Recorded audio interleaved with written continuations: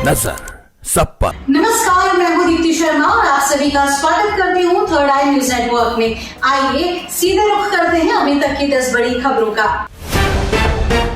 हिंदी के राष्ट्रभाषा बनने के 75 साल पूरे होने का आज मना जश्न। गृह मंत्री अमित शाह ने दी शुभकामनाएं। ये दिन हम सब के लिए बहुत महत्वपूर्ण है क्योंकि 14 सितंबर 1949 को भारत की संविधान सभा ने हिंदी को संघ की राजभाषा के रूप में स्वीकार किया था।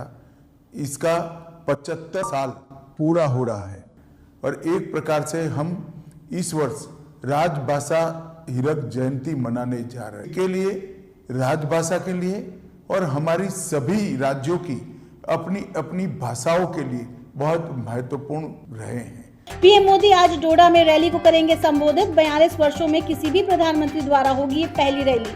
सीएम मान और सिसोदिया के गले लगे केजरीवाल, मां ने तिलक लगाकर किया स्वागत। वक्फ बिल पर जनता को जागरूक करेगी बीजेपी। सभी सांसदों को 3 लाख प्लस का टारगेट। सांसदों को वक्फ संशोधन बिल के समर्थन में जेपीसी की मेल आईडी पर मेल करवाने को कहा गया है। हिमाचल में हिंदुओं की एकजुटता से वक्फ बोर्ड को झुकना पड़ा। केंद्रीय वस्त्र मंत्री गिरिराज सिंह ने कहा कि एकजुट रहेंगे तो न गोरे आएंगे न मुगल। वहीं वक्फ बोर्ड संशोधन बिल के समर्थन में उतरे मुस्लिम विद्वान, कहा सरकार की नीयत पर शक नहीं करना चाहिए।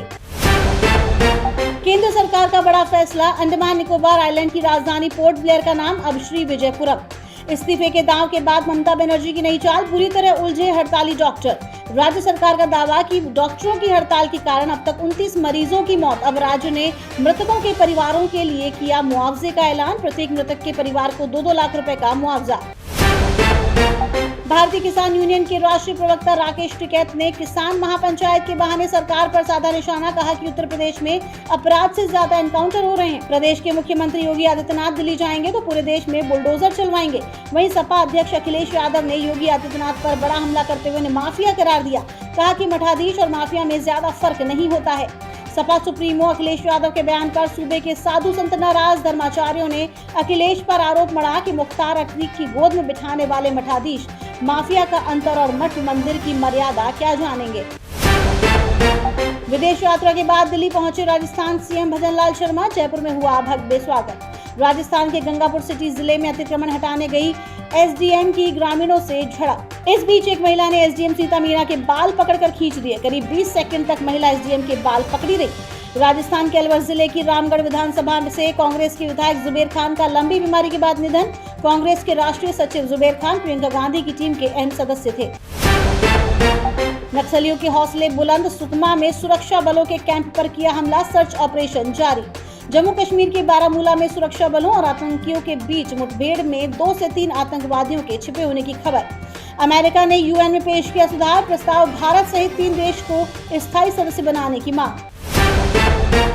जीतन राम मांझी के बयान से बिहार की राजनीति में बवाल। शराबबंदी पर कहा कि सफेद पोश लोग रात में पीते हैं तो उन्हें पकड़ने वाला कोई नहीं है, जबकि गरीब थोड़ा भी पीता है तो उसे पकड़ लिया जाता है। राहुल गांधी के खिलाफ दलित समुदाय शुरू करेगा जूता मारो आंदोलन। आरक्षण पर दिए बयान से भड़के Ramdas Athawale. Republic party of India के अध्यक्ष ने कहा कि दलितों, अन्य पिछड़ा वर्ग और आदिवासियों का आरक्षण कोई नहीं छीन सकता और कोई भी व्यक्ति ऐसा प्रयास करेगा तो उससे निपटा जाएगा। मंकी पॉक्स की पहली वैक्सीन को WHO ने दी मंजूरी। अफ्रीका में जल्द शुरू होगा वैक्सीनेशन। WHO की मंजूरी तब आई जब संयुक्त राष्ट्र स्वास्थ्य निकाय ने पिछले महीने अफ्रीका में इसके प्रकोप पर वैश्विक स्वास्थ्य आपातकाल घोषित किया था। सुनीता विलियम्स को अंतरिक्ष में फंसे कई महीने हो चुके हैं और अब वो अगले साल धरती पर वापस लौटेंगी। इस बीच उन्होंने अपने साथी एस्ट्रोनॉट बुच वोल्मोर के साथ पहली बार प्रेस कॉन्फ्रेंस की। सुनीता ने कहा कि मैं यहाँ फंसी हूँ और ऑर्बिट में कई महीने बिताना मुश्किल तो था, लेकिन मुझे स्पेस में रहना काफी पसंद है। उन्होंने कहा कि हम टेस्टर हैं और यही हमारा काम है। दोनों एस्ट्रोनॉट ने इसी के साथ नागरिक कर्तव्यों पर जोर दिया और कहा कि वो इस नवंबर को होने वाले अमेरिकी राष्ट्रपति चुनाव में मतदान करना चाहते हैं। उन्होंने अनुपस्थित मतपत्र का भी अनुरोध किया ताकि वो ऑर्बिट से मतदान कर सकें। रेड ड्रेस में लाल बाग चौराहा पहुंची परिणीति चोपड़ा। वहीं शाहरुख खान और सुहाना खान की पहली फिल्म किंग को लेकर चर्चा। फिल्म 2026 में ईद के मौके पर होगी रिलीज। फिल्म में अभिषेक बच्चन भी आएंगे नजर। फीका पड़ रहा है थलपति की फिल्म का असर। दूसरे वीकेंड की शुरुआत में लगी हाथ निराशा। रवीना टंडन ने लंदन में फैंस के साथ फोटो न खिंचवाने के लिए मांगी माफी। कहा बांद्रा की घटना ने काफी दुखी कर दिया है। तो ये थी अभी तक की 10 बड़ी खबरें। देश विदेश की ताजा तरीन खबरों के लिए जुड़े रहिए थर्ड आई न्यूज नेटवर्क के साथ। नजर सब पर। नजर सब पर।